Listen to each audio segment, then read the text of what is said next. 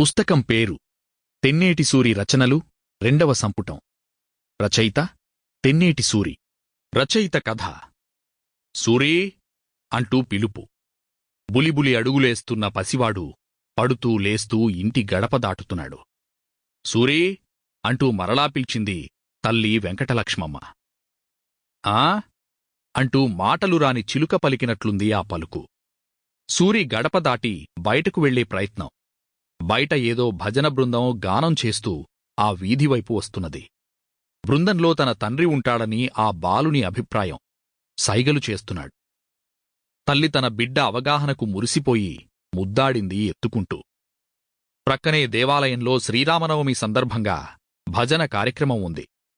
అలా ఆ దేవాలయం చుట్టూ ఉన్న 4 బజార్లు తిరిగి రావడం వారి అలవాటు. పూర్తి ఊరేగింపు ఊరి చుట్టూ 4 బజార్లు చుట్టొస్తుంది. శ్రీరామనవమి ఈ సంవత్సరం వైభవంగా జరిగింది. తిరుమలరావుగారి ఆధ్వర్యంలో తెన్నేరు గ్రామంలో నవమి ఉత్సవం జరిగింది. 9 రోజులు భజనలు జరిగాయి. ఇంటి ముందునుంచి భజన బృందం నడిచి వెళ్ళింది. సూరి ఆ భజన బృందాన్ని చూస్తూ తల్లి చంకలో ఉండి భజన చేస్తున్నాడు. కొడుకు ఆనందం చూసి తల్లి మురిసిపోయింది. 5వ ఏడొచ్చింది. అది 1916వ సంవత్సరం. ఆ సంవత్సరం వచ్చిన కత్తెర గాలివానకు చెట్లన్నీ మోళ్లువారిపోయాయి. ఆషాఢమాసం స్కూళ్లు తెరిచారు. సూరి బళ్ళోకి వెళ్లాడు. పలకా బలపం తీసుకుని తండ్రి వెంటరాగా. అక్షరాభ్యాసం చేయించిన ఆచార్యవర్యులు కొత్త పంచ పైపంచ భుజాన వేసుకుని వారితోటే స్కూల్లోకి నడిచాడు.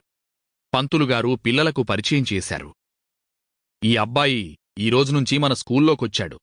పేరు తెన్నేటి సూర్యప్రకాశ్రావు. పిల్లలందరూ పప్పు బెల్లాలు తిని ప్రకాశ్రావు స్కూలు ప్రవేశానికి సంతోషం చూపారు. సాయంత్రం స్కూలు వదిలే ముందు పిల్లలతో ఎక్కాలు, సుమతీ శతకం పద్యాలు వల్లెవేయిస్తున్నాడు పంతులుగారు. సూర్యప్రకాశ్రావు పాత విద్యార్థిలాగా సుమతీ శతకం పద్యాలు వల్లెవేశాడు. తెన్నేరులో 5వ క్లాస్ పాసయ్యాడు. గుడివాడ వెళ్లి ఫస్ట్ ఫారంలోకి చేరాడు. కొన్నిసార్లు నడిచి, కొన్నిసార్లు రైలుపైన వెళ్లేవాడు. ఒక్కోరోజు 7 మైళ్ల దూరం సరదాగా నడిచేవాడు. ఒక్కోరోజు చాలా భారం అనిపించేది. గుడివాడలో బంధువుల ఇంట్లో మకాం చేసి చదువు సాగించాడు. కరణం చింతలపల్లి వెంకటరత్నంగారి వద్ద ఛందస్సు గురించి క్షుణ్ణంగా తెలుసుకున్నాడు. సూరి, చిన్నయ్య సూరి, కందుకూరివారి వ్యాకరణం కంఠస్థం చేసి పద్యాలు చెప్పనారంభించాడు. ఒకరోజు 8వ తరగతి పరీక్షలకు రాత్రింబవళ్లూ చదువుతున్న రోజుల్లో ఒక సాయంత్రం సంధ్యాకాలాన్ని వర్ణించి కవిత చెప్పి వెంకటరత్నంగార్ని ఆనంద డోలికల్లో తేలియాడించారు. సూరి శరీరం చాలా సున్నితంగా, బక్కగా ఉండి తోటి పిల్లలతో కలసి బలమైన ఆటలు ఆడలేకపోయేవాడు. పెద్దలు సాహిత్య చర్చలు చేస్తుంటే వినటం, క్లాసు పుస్తకాలే కాక తనకు దొరికిన పురాణ చరిత్ర గ్రంథాలు చదవడం బాగా అలవాటు చేసుకున్నాడు సూరి. తండ్రి ఆయుర్వేదంలో దిట్ట. సంస్కృతాంధ్రాలు చదివిన భాగవతార్ సొంతంగా హరికథలు రాసి కథా కాలక్షేపాలు చేసేవాడు. తండ్రి గుడివాడలో హరికథలు చెప్పేటప్పుడు సూరి బహుశ్రద్ధగా తండ్రి గానం చేసే కథా సంవిధానాన్ని, సాహిత్య సౌరభాల్ని ఆస్వాదించేవాడు.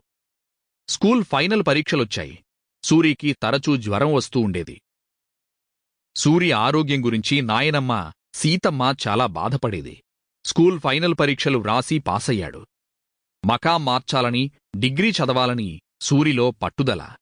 పిల్లల చదువుల గురించి తెన్నేరు వదిలి గుంటూరు వెళ్లాలా, బందరు వెళ్లాలా అని పెద్దవారి ఆలోచన. గుంటూరు దూరమని, నీళ్లకు ఎద్దడని బందర్లోనే ఉండాలని నిర్ణయించుకున్నారు. బందరు జవార్పేటలో ఒక ఇల్లు అద్దెకు తీసుకుని కాపురం పెట్టారు.